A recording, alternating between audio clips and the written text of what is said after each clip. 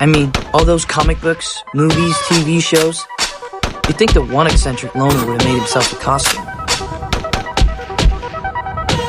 I mean, is everyday life really so exciting? Are schools and offices so thrilling? Come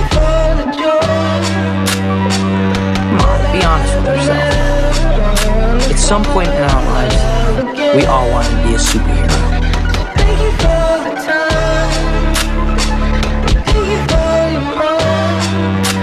What, putting on a mask and helping people? How's that impossible?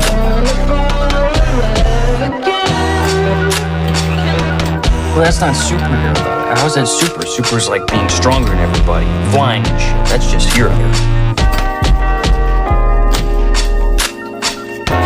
Saying they should do it, I just can't figure out why nobody does. We see someone in trouble and we wish we could help.